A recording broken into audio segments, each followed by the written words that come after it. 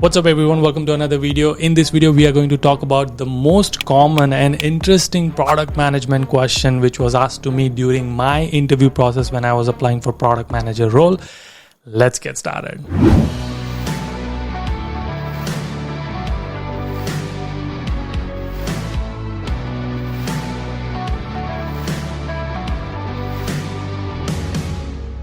For those of you who don't know, I recently switched my jobs. I made a video right here. Go watch this video. I got 6 job offers. Out of that, 2 of the job offers was for product manager role.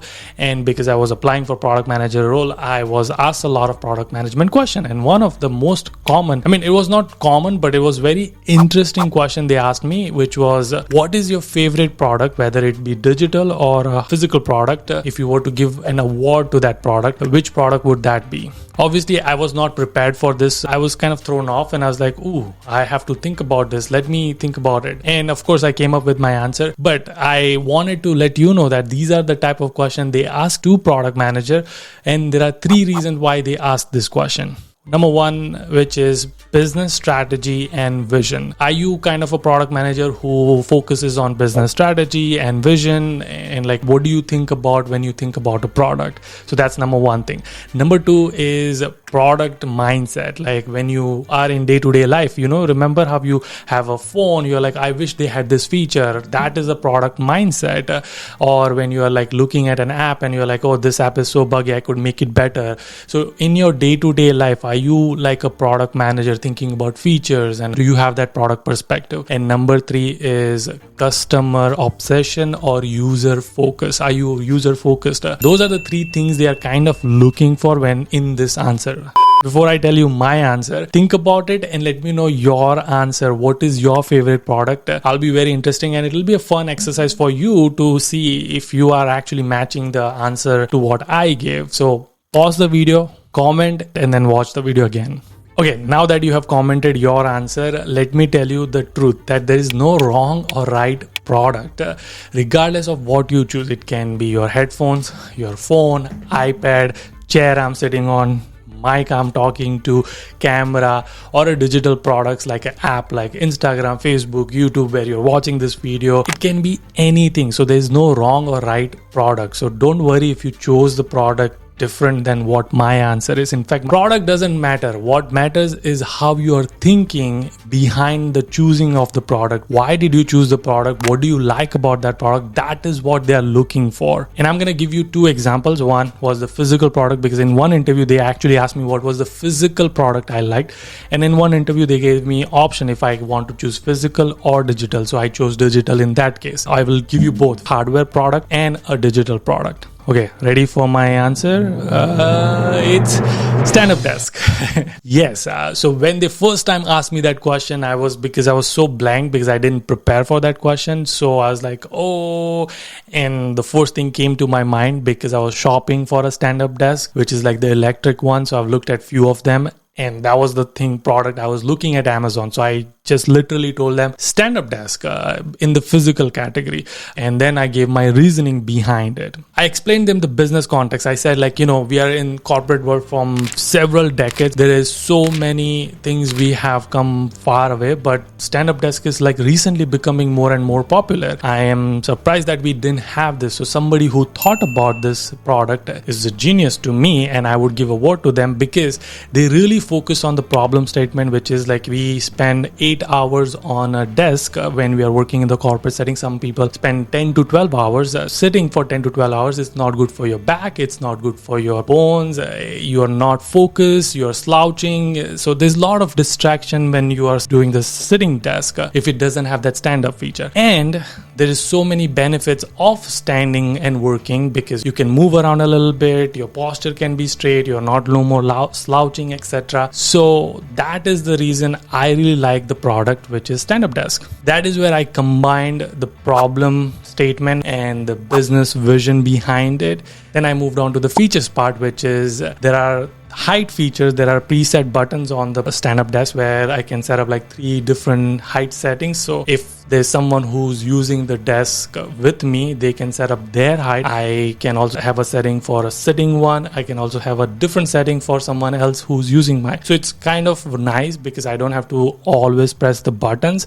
It remembers it. It reduces my friction to use stand-up desk, and it actually helps me to stand up more because I don't have to make adjustments. Like, it's not a manual process. It's just one button click. Number 2 feature I like is lot of stand-up desk now has the wireless charging. So I can just, use a lot of wireless like device which can use that wireless charging. And if those don't have wireless charging, most desks nowadays have that USB charging or USB-C charging. So while you are working, you can also have your iPad or phone or something getting charged. I love it. I mean, it's kind of nice to have that feature. So I finished that answer. Now, if you think about it, I talked about business strategy, like problem statement. I talked about like user focus, like the features I love, why it is convenient for a user. Then they asked me a follow-up question, which is like, let's say you became the product manager for a stand-up desk. What feature would you want to implement next, or what enhancement would you want to do, or what changes would you make to the product? And I'm like, ooh,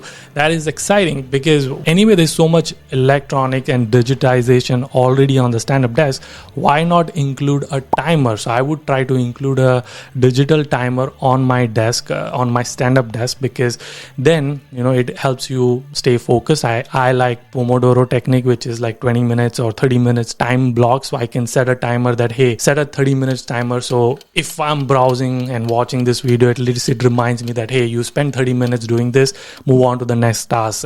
Or if I'm on a call or doing something else, it gives me prioritization and it helps me stay focused. And then if I could make an app which would connect to the timer. So then for freelancers or contractors who are working on several different projects, they can like create a time entry, and that time entry will go to their phone, and they can say like, okay, I'm working for this client, I'm working for this time. So then they have a time entry for the entire week or entire day, and they can submit that timesheet. That would be a cool feature. Again, there is no wrong or right answer. There is no like, oh, that is a good feature to add. Even if you could have said simple feature, what they are really looking for is what is your mindset behind that. And let me tell you, I did get the job offer. Anyway, so my point is that they don't care what feature you are saying. They care about why do you say anything about that feature. That is what they are looking for. So those were my answer. I'm curious to see what was your answer. That was for physical product. Now let's move on to the digital product. And in the digital product, I mentioned the product Robinhood. For those of you who don't know Robinhood is a stock brokerage platform or an app which you can use to invest into stocks, buy stocks, sell stocks. It's legal on F1 visa, H1B visa. Link in the description. If you use my referral link, you will actually get free stocks. So use it, or Webull as well. Link in the description. I genuinely said that I love Robinhood. Why? Everybody knows in personal finance world or in finance world that investing in stock market is huge. It's the best advice anybody will give you, that you should start investing in stock market if you want to grow. Instead of putting your money in your bank account, you should be investing, because then your money will grow over time and it will beat inflation. But the problem for average user or the people who are not tech savvy or who are not finance savvy, they are so intimidated with the stock brokerage platform before. It's very complex and you don't know what's going on. There are fancy charts and it's like hard to understand the numbers, and you're scared like, oh, what if I'm gonna lose my money? There was a lot of friction for users to start investing, and it was not easy for someone to get a brokerage account and start investing right away. That is a problem Robinhood solved. Now let me pause there. The reason I mentioned that is, again, if you think about my 3 main points: business strategy and vision, product thinking, product mindset, and then user focused.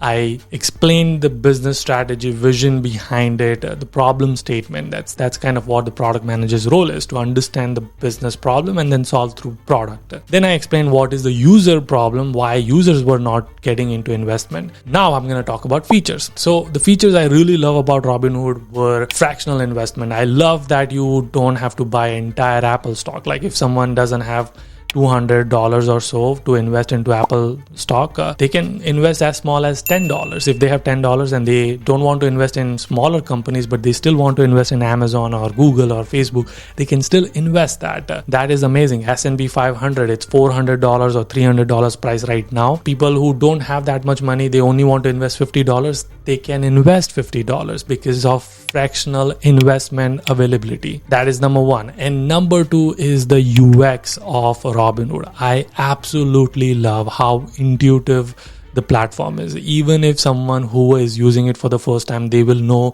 so quickly how to look at the portfolio, how to look at the stock, how to buy it, how to sell it. They won't need like a 5-hour course on understanding how to do it. It's so user friendly. That's the part I really love. They've made the product so intuitive that the user journey is very easy to start investing. Now comes the follow-up question. What is the feature you would add to the Robinhood to make it even better, or what is the feature you would remove or implement? Here's what I told them. I told them there's two main features which I would want to add. One is educational videos. So as a first time user, it would be super cool if they could make the vertical videos when they're like, okay, I want to buy it, I don't know how to buy it. Before buy, like there might be a button like, okay, learn, watch this video. There could be a quick tutorial of 60 seconds or so where they can explain what does buying this stock means and how does the stock market work, like making more educational content in the app itself as a vertical format, so that instead of just like investing, people are more getting educated. That is number one thing. Number two would be adding more research about the company. That is another thing which I would also add, is like analyst rating, etc. But I would like try to add more stuff to there, like recent news, etc. I think all of that is there, but also like warnings, like if the company is not doing really well, maybe give a warning to a user that, hey, are you sure you want to invest? Because watch this news. Maybe try to be really aggressive on saving customers money or something like that. So that is what I came up with. I will also tell you that I got the job offer from that company as well. I did not take it. It was one of the big companies. But I still did not accepted that offer. I went with startup. I'll make a different video on why I chose a startup. Stay tuned for that. There you go. Again, I want to remind you that these questions are asked to not know like what exactly feature you're going to say or what product you choose. It is more about your mindset. How do you think as a product manager? That's what they're looking for. It was very interesting question to me. And now that you have watched this video, hopefully you can now be prepared for it. Now that you know it, prepare a physical product which you like, prepare a digital product you like, prepare answers for what feature you would want to remove, what feature you would want to add. That way your story is ready and solid for this question whenever they ask you. I'll also answer more interview question in future videos because I'm really excited to do this series. If you have any question which you want to know, like how would you answer this question, let me know in the comment section as well. That is it for this video. Again, I want to remind you, subscribe to my weekly newsletter. Look at this. There are so many notes I had for this video. So a lot of them I couldn't say it because I want to make it very crisp, but I want to send this note and all the question and answer, etc. of this video to my audience. So the way I do it is sending it through newsletter. Subscribe to it, udj.com/newsletter, link in the description. Also, podcast channel, go subscribe there because I'm going to be doing mock interviews on my podcast channel as well. So it's going to be fun. I'll see you guys in the next one. Until then, keep smiling and keep hustling. You gotta hustle every single day.